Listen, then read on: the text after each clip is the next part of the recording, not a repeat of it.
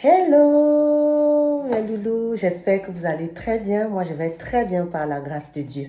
Vraiment, je vais très bien en ce dimanche, vraiment, je ne vais pas dire ensoleillé, mais vraiment magnifique, parce qu'on n'a pas de pluie. Je vais très bien.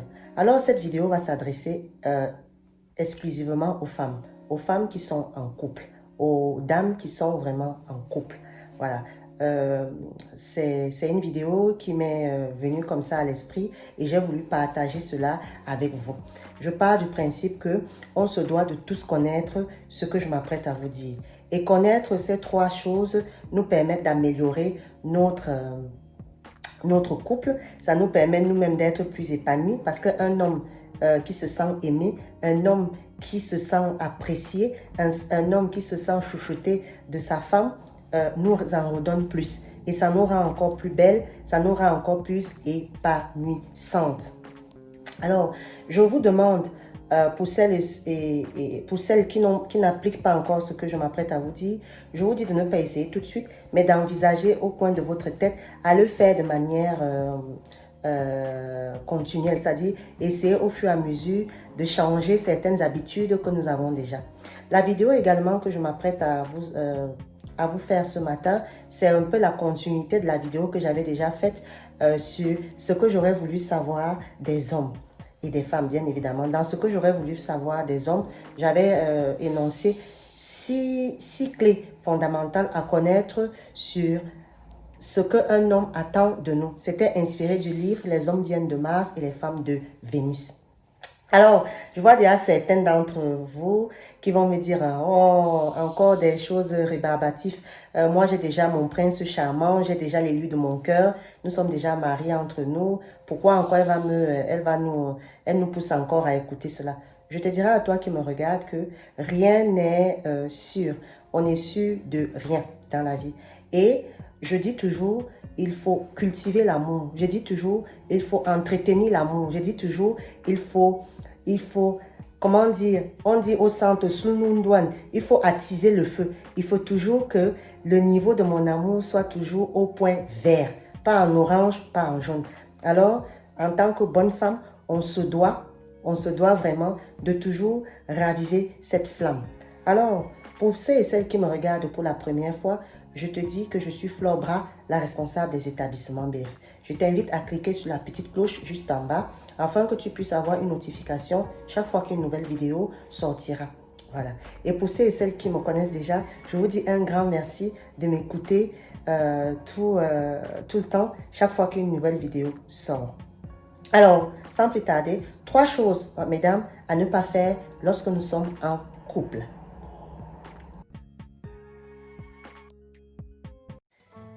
Alors, de retour, tu veux connaître les trois choses que nous devions ne pas faire en couple, madame. La première chose à ne pas faire lorsque nous sommes en couple, vraiment, mesdames, c'est très important, très, très important. Évitez et arrêtez, pour celles qui le font, de parler de nos imperfections.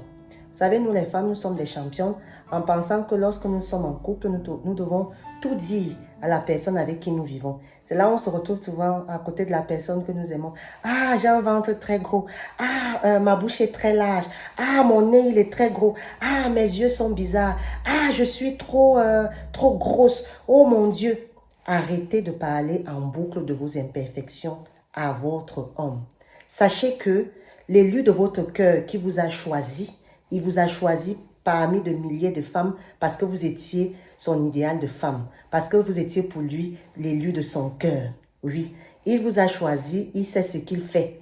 Il a choisi la femme qui, à ses yeux, était la plus belle du monde.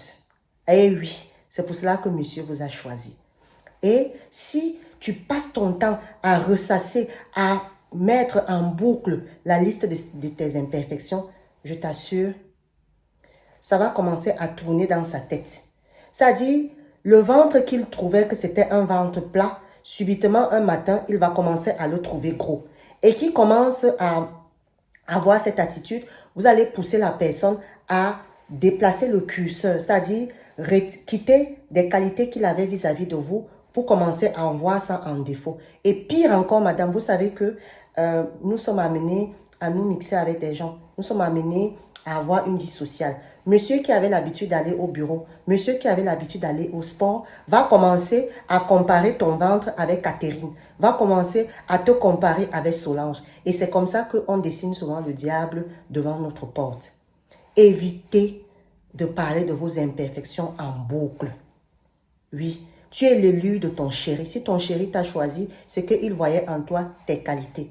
Alors, en chantant tout le temps tes imperfections, tu pousses la personne à avoir un autre visage vis-à-vis de toi. Je sais, de temps en temps, on ne se sent pas belle. De temps en temps, on sent qu'on a un gros ventre. De temps en temps, on pense qu'on a un bouton qui nous gêne. Moi, je te propose ici de travailler à côté tes imperfections. Alors, pendant que tu travailles tes imperfections, je te dirais que de chanter en boucle tes imperfections. Pourquoi ne pas parler tout le temps de tes qualités? Alors, bébé, je suis belle ce matin. Je suis belle. J'ai une belle bouche. Je suis agréable. Je suis magnifique. C'est ça qui est mieux que de parler chaque fois, j'ai un gros ventre, j'ai un gros nez. En passant en boucle tout ce qui est négatif sur toi, tu pousses la personne avec qui tu vis à avoir aussi ces mêmes idées de toi. Alors, première chose à ne pas faire, mesdames, lorsque vous êtes en couple, c'est chaque fois parler de vos imperfections. Changez cette habitude-là. Parlez plutôt de vos qualités que des défauts. Sans plus tarder, on passe à la deuxième chose à ne pas faire. Et la deuxième chose à ne pas faire en couple, je vous en prie mes louloutes, arrêtez de vous comporter en maman. Comportez-vous plutôt en épouse. Bon, je ne vais pas vous jeter la pierre parce que moi-même, je bascule souvent dans ça. Arrêtons de nous comporter en maman. Ça ne part pas d'une mauvaise intention, loin de là. Être maman ici, c'est quoi? Si vous avez des enfants comme moi, vous savez que lorsque nous sommes mamans vis-à-vis de nos enfants, on a envie qu'ils ne fassent pas des bêtises. On a envie qu'ils soient parfaits. On a envie qu'ils soient des premiers de la classe. On a envie qu'ils ne soient pas mal habillés. On a envie que lorsqu'ils sortent, c'est l'enfant waouh. Toute maman a cet instinct-là. Voilà, a cet instinct de toujours vouloir rendre son fils parfait. Et généralement, on a tendance à reporter cela auprès de nos conjoints. Je prends un exemple. Par exemple, vous voulez sortir avec votre conjoint à une soirée. Généralement, tu vas regarder ce qu'il a mis, tu vas repasser son vêtement, tu vas voir... Tout ça pourquoi? Parce qu'il faut qu'il soit le plus beau de la soirée, il faut qu'il soit le plus frais de la soirée. Non, mesdames, soyons des épouses. Oui, une épouse, c'est celle-là qui laisse son conjoint prendre sa décision. Il a déjà une maman. Ça ne sert à rien d'être une deuxième maman ou une maman de substitution. Certains d'entre vous me diront, mais il y a des hommes qui aiment ça. Non, au début, il va aimer, mais à la longue, ça va être rébarbatif pour lui. Arrêtez d'être des mamans pour vos hommes. Laissez-le prendre ses décisions. Et comme je vous ai dit dans ce que j'aurais voulu savoir sur les hommes, je vous dis vraiment, lorsqu'un homme a besoin d'un conseil, généralement c'est naturel. Il vient vers vous. Arrêtons d'être toujours les premiers à prodiguer des conseils. Non, ils n'en ont pas besoin. Ce sont déjà des grands garçons. Ce sont déjà des grands garçons. Vraiment, laissez-le prendre ses décisions. Donc, moi, je te conseille quoi? Si tu vas à une soirée avec lui, laisse-le faire le choix de sa tenue. Même si ça ne te plaît pas forcément, il te demande ton point de vue. Tu donnes une manière, tu lui dis, bon, j'aurais voulu que tu mettes ça, mais comme c'est ça que tu as aimé, bon, je trouve joli, mais je préfère par exemple telle tenue. Si tu l'avais mis, j'aurais plus apprécié. Laissez-le prendre ses décisions. Arrêtons d'être des mamans. Si nous avons dit oui aux élus de nos cœurs, si nous avons dit oui à la personne avec qui nous partageons notre vie, ce n'est pas pour le rendre un enfant. Non, c'est qu'il soit notre compagnon, c'est-à-dire la personne qui nous aide à nous sentir épanouis, la personne qui nous aide à nous sentir belles. Laissez-le prendre ses décisions. On va passer enfin à la troisième chose à ne pas faire.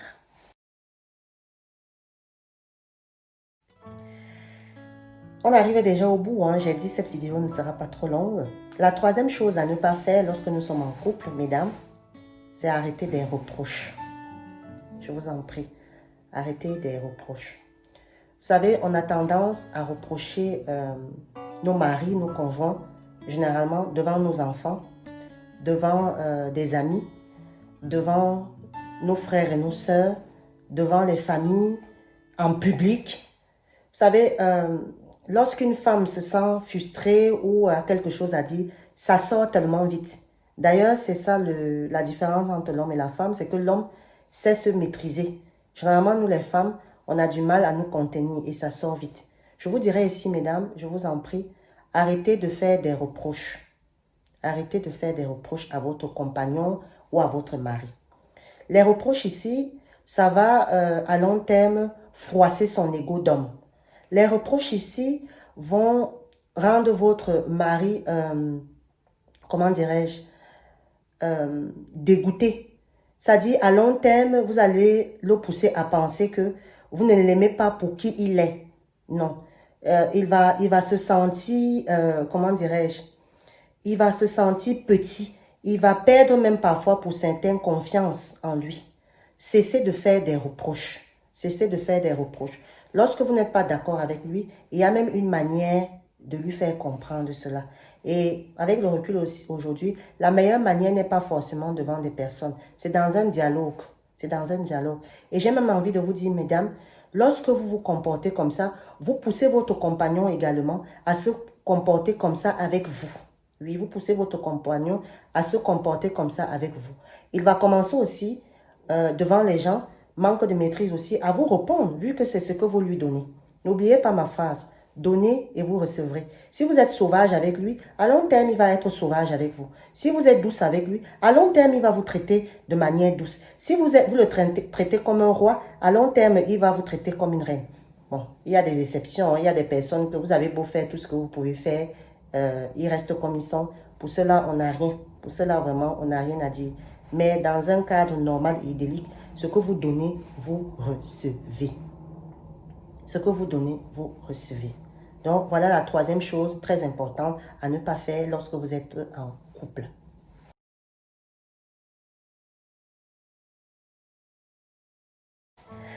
Voilà mes loulous, c'est déjà terminé. Donc, comme je vous disais, 3 choses à ne pas faire lorsque vous êtes en couple, mes reines.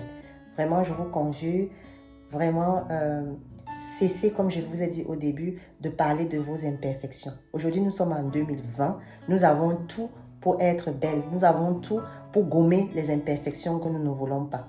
Alors, cette tendance que nous avons souvent à partager avec notre compagnon de tout ce que nous n'aimons pas, changeons cela en partageant plutôt ce que nous aimons. Deuxième chose à ne pas faire, arrêtons d'être des mamans. De toute façon, nous en avons déjà des enfants ce n'est pas facile pour nous tous les jours. Si nous devons encore rajouter un autre enfant, ça devient compliqué. Laissez-le prendre ses décisions. Faites votre life, mesdames. Et enfin, la troisième chose, cessez des reproches. Oui, cessez des reproches qui peuvent fragiliser l'ego de votre compagnon. Voilà, c'est déjà terminé. Sachez que là, je suis habillée 100% établissement BF. C'est un magnifique cabas. Vous voyez, là, je vais aller à l'église tout à l'heure après ma vidéo. C'est un ensemble foulard et cabas assorti d'un collier de cori et des boucles assez simples. Moi, je dis oui au pain. Je dis oui à ma culture. Alors, toi qui me regardes, je t'invite également à dire oui à ta culture, ne pas avoir honte de ta culture. Adopte ton cabas. Ne l'oublie pas, je le dis tout le temps dans mes vidéos. Alors, je te dis à très bientôt pour une nouvelle vidéo qui va porter sur le 3e chapitre pour mes petits frères qui viennent d'arriver ici en Europe et qui poursuivent leurs études. Là, on va vraiment taper dans le mille en parlant de tout le processus d'études, comment se comporter, comment je me suis comportée. Alors, je te dis à très bientôt et je te dis, porte-toi bien. N'oublie pas, la vie est amour. Au revoir.